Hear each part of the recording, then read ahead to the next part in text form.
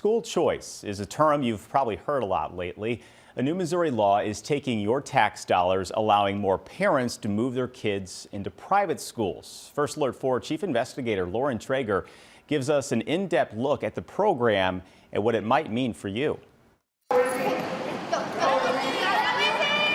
Like many middle schoolers, ask Izzy Usello her favorite class.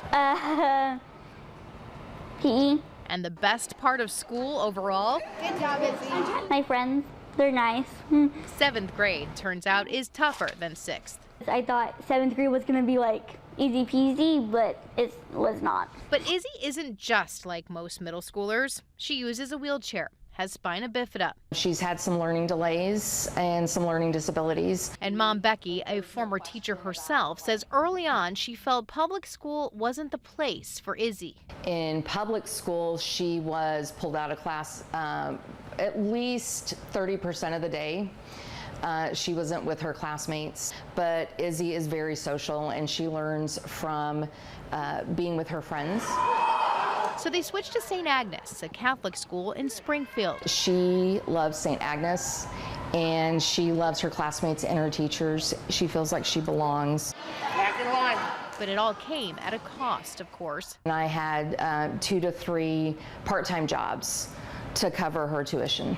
That is, until now. So the idea is letting the parents decide what's the best option for the child as opposed to the government. Jean Evans, a former lawmaker, now leads the Missouri Federation for Children. She, the Usellos, and others have long advocated for what is called school choice. The government doesn't tell you where to send your child to daycare. They don't tell you what hospital or pediatrician to take your child to. We think that the parents should be the ones to decide what is the best fit for their own students. And in 2021, Missouri joined other states in offering a version of school choice, calling it the Missouri Scholars Program. Most Scholars is unique in that it's completely funded by Missouri tax credits. So here's how it works. People or businesses can donate to a scholarship fund and get 100% of their donation back as a Missouri state tax credit. The donated money gets doled out through various organizations, about $6,400 a year to families pulling their kids from public school and putting them into a private one. Right now, only low income or children with special needs in urban areas qualify.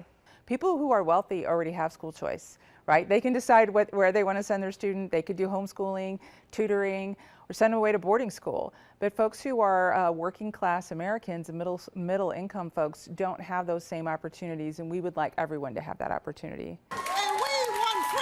Clashes with school boards over things like mask mandates, book bans, and what's taught in schools, Evans says has fueled the movement. There is a false narrative of widespread dissatisfaction with the public schools. But not all are on board. Jessica Levin's organization, Public Funds Public Schools, vehemently opposes school choice programs. There are a lot of powerful interests pushing privatization, school privatization, but every time that private school vouchers have been on the ballot in a wide range of states, they have always failed. Most private schools are religious, she notes, and can be very selective. And they often don't prohibit discrimination on many bases that are protected in public schools, such as religion, disability, LGBTQ plus status, academic performance, past disciplinary history. Plus, she says private schools are not proven to better educational outcomes. We know that the high quality, peer-reviewed, valid research on these programs shows, and more research continues to come out showing that, for example, students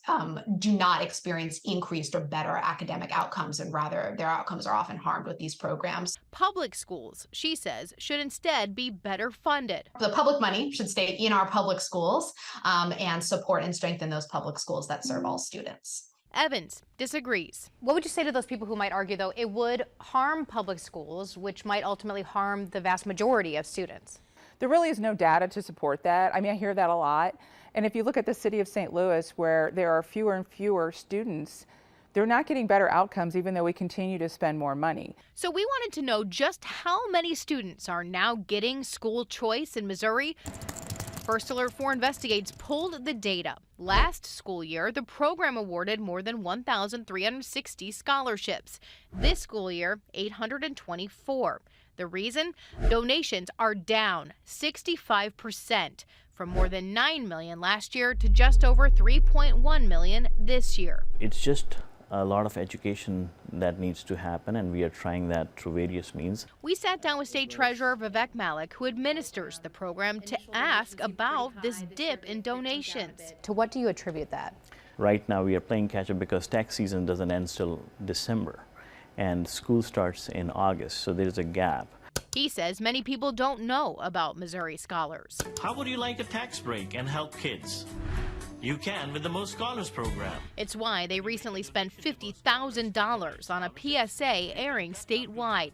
An immigrant himself with multiple degrees, Malik says he's a big believer in education and in the program. You can guarantee it will continue? Yes, as long as I am there, I will make sure that we will steadfast, stay strong on this, because I am not satisfied where we are today, and I want to make this program more robust and go forward. And if you are comfortable in your public school and you think your public school is servicing your child appropriately, then that's great. Back in Springfield, Becky says the Most Scholars program pays their full tuition now, a choice, she says, that's best for Izzy.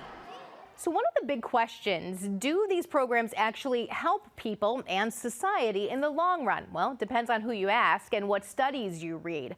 We've got a ton more information for you to learn more. You can find it at KMOV.com and the KMOV News app. Meanwhile, the Most Scholars program is helping one local school actually keep their doors open.